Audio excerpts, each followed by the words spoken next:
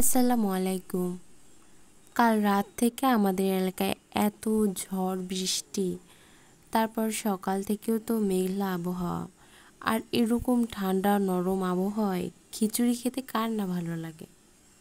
তো যেই ভাবা সেই কাজ। এখানে খিচুড়ির জন্য 2 রকমের চাল ডাল নিয়েছি। এরপর রসুন, পেঁয়াজ, মরিচ, আদা আর একটা গাজর কেটে নিয়েছি। এরপর একটা প্যান গরম করে তাতে তেল দিয়ে পেঁয়াজ কুচিগুলো দিয়ে একটু ভেজে নেব।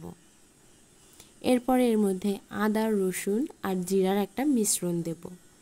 নেড়ে চেড়ে তারপর এর মধ্যে দেব লবণ, হলুদ, আবারও ভালো করে নেড়ে চেড়ে মশলাগুলোকে কষিয়ে নেব। এরপর এর মধ্যে মরিচ আর গাজরের টুকরোগুলো দিয়ে একটু নেড়ে চেড়ে দিব। গাজরগুলো এরকম একটু ভাজা ভাজা হয়ে আসলে তখন এর ভিতরে দিয়ে দিব চাল ডাল। চাল আর ডাল দেওয়ার পরে এভাবে অনবরত নাড়তে থাকব, যাতে সমস্ত মশলার উপকরণটা চাল ডালের সাথে খুব ভালো করে মিশে যায়। এরপর এই মশলার উপকরণের সাথে চাল ডালটাকেও আরেকটু কষিয়ে নেব।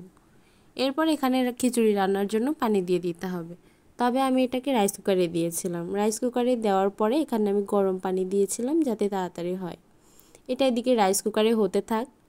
এই ফাঁকে আমি একটা বেগুন গোল করে কেটে নিয়েছি।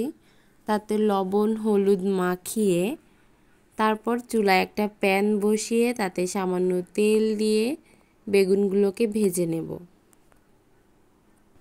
আর এদিকে আম্মু রান্নার পর কালকের একটা মাছ বেঁচে গিয়েছিল, তো ভাবলাম যে এটা দিয়ে কিছু একটা করি। তার জন্য প্রথমে মাছটাকে সিদ্ধ করে নিয়েছি। এরপর এভাবে কাটা বেছে নিচ্ছিলাম। তারপর এখানে পেঁয়াজ মরিচ কুচি নিয়েছি, লবণ হলুদ, সামান্য চাট মশলা আর 2 টেবিল চামচ মতো বেসন দিয়ে এটাকে খুব ভালো করে মাখিয়ে পাকোড়া যেভাবে তৈরি করে ওরকম করে তৈরি করেছিলাম। এটা আমার বাসার সবাই অনেক পছন্দ করেছিল। খিচুড়ির সাথে খেতে ভালো লাগছিল। এরকম হাতের কাছে থাকা যে কোনো উপকরণ দিয়ে নতুন কিছু তৈরি করা বা কোনো রেসিপি তৈরি করতে আমার অনেক ভালো লাগে, আমার একটা আগ্রহ কাজ করে। আর যখন এটা খেয়ে সবাই ভালো রিভিউ দেয় বা সবার কাছে ভালো লাগে, তখন এই আগ্রহটা আমার আরও বেশি বেড়ে যায়। তো এটা আসলে অনেক ভালো ছিল, আপনারা চাইলে তৈরি করে দেখতে পারেন।